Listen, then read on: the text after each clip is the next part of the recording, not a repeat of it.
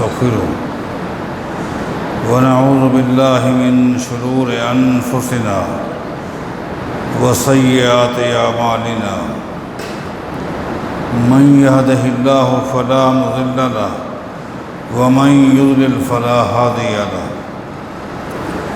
وأشهد أن لا إله إلا الله وحده لا شريك له وأشهد أن محمدًا عبده ورسوله أما بعد فإن خير الحديث كتاب الله وخير الهدي هدي محمد صلى الله عليه وسلم وشر الأمور محدثاتها وكل محدثة بدعة وكل بدعة ضلالة وكل ضلالة في النار أعوذ بالله من الشيطان الرجيم بسم الله الرحمن الرحيم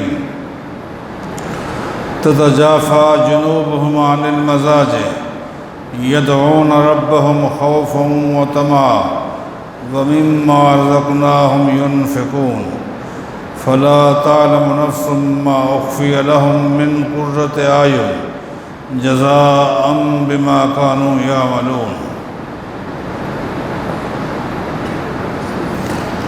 امام احمد بن حنبل رحمہ اللہ نے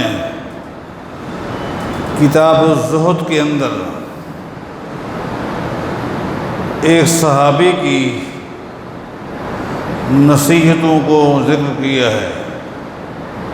یہ صحابی کون ہیں؟ سیدنا ابو ذر غفاری رضی اللہ تعالیٰ عنہ۔ ایک دن دوستوں کی مجلس میں 3 نصیحتیں کرتے ہیں۔ اگر ہم غور کریں تو یہ نصیحتیں ہم سب کے لیے اور قیامت تک آنے والے مسلمانوں کے لیے ہیں، اور تینوں نصیحتیں بڑی قابل غور ہیں، بڑی اہم ہیں۔ نصیحت کرتے ہوئے سب سے پہلے فرماتے ہیں انی لکم ناصح، دیکھو میں تمہیں نصیحتیں کرنے لگا ہوں۔ وَإِنِّي عَلَيْكُمْ شَفِيقٌ، اس کی وجہ یہ ہے کہ میں تم پر شفیق ہوں، تمہارا خیر خواہ ہوں، اور خیر خواہی ہمیشہ وصیت کرتا ہے، نصیحت کرتا ہے۔ میری ان نصیحتوں کو غور سے سنو۔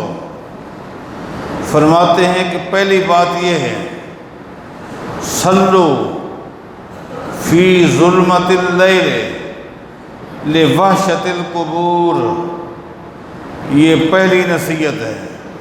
فرماتے ہیں او ساتھیو، مرنے کے بعد سب سے مشکل ترین گھاٹی قبر کی گھاٹی ہے۔ اس کو آپ قبر بھی کہیں، اس کا دل چاہے آپ برزخ کہیں، بہرحال قیامت سے پہلے اور مرنے کے بعد یہ درمیان کا جو مرحلہ ہے بہت ہی وحشتناک ہے، خطرناک ہے۔ اس مرحلے میں اندھیرا ہی اندھیرا ہے، روشنی نام کی کوئی چیز نہیں ہے، اجالا نام کی کوئی چیز نہیں ہے۔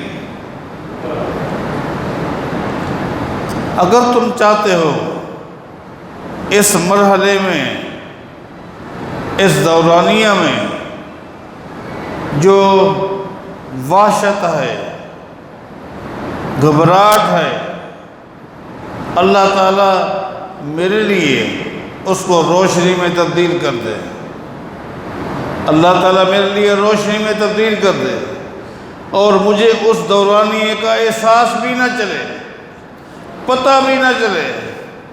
یہ دورانیہ سینکڑوں سالوں کا بھی ہو سکتا ہے، ہزاروں سالوں کا بھی ہو سکتا ہے۔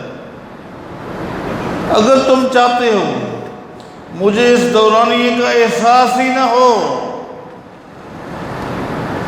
تو تمہیں کیا کرنا ہوگا؟ صلو فی ظلمت اللیل، جب تک زندہ رہو تہجد کی نماز پڑھا کرو۔ یہ پہلی نصیحت، تہجد کی نماز۔ قرآن و حدیث میں جس کے 3 نام آئے ہیں، تہجد کہا گیا ہے، صلاۃ اللیل بھی کہا گیا ہے، قیام اللیل بھی کہا گیا ہے۔ یہ 12 مہینے کی عبادت ہے جو آدھی رات کے بعد کی جاتی ہے۔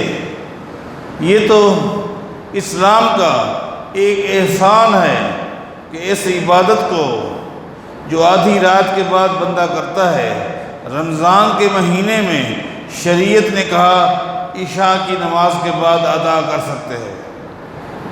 اس میں سہولت کیوں ہے؟ کیونکہ آدھی رات کے بعد بندے نے اٹھنا ہے سحری کے بندوبست کے لیے، تاکہ 2 کام جمع نہ ہو جائے۔ اور سو کر بندہ رات کو جب سوتا ہے 10 بجے، 11 بجے، 12 بجے جب سو جاتا ہے، عموماً دیکھنے میں یہی آیا ہے جب اٹھتا ہے تو ٹائم کم ہی ہوتا ہے۔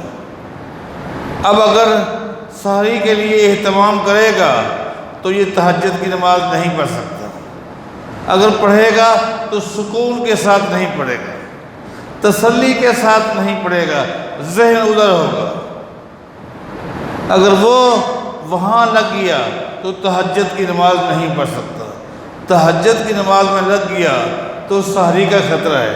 اس لیے اسلام نے کہا آپ اس عمل کو جو آدھی رات کے بعد کیا جانا ہے، آپ اس مہینے میں عشاء کے بعد کر سکتے ہیں۔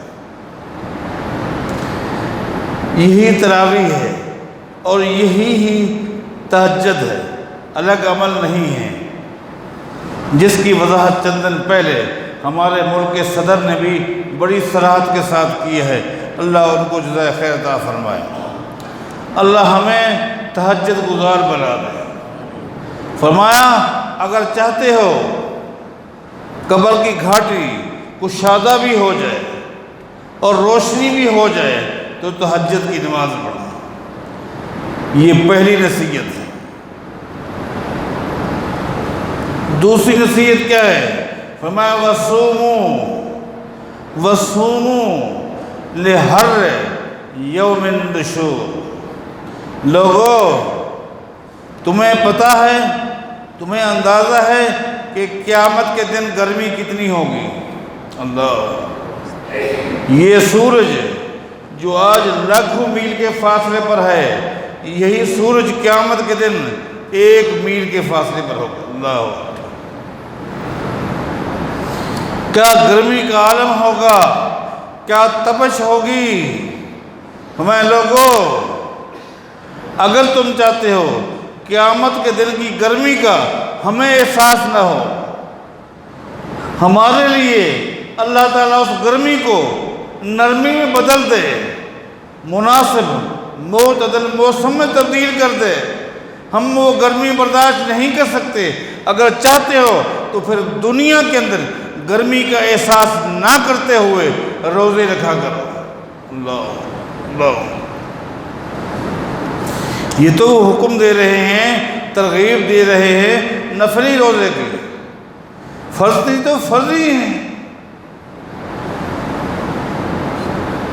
فرمایا کہ دوسرا کام یہ ہے روزے رکھا کرو۔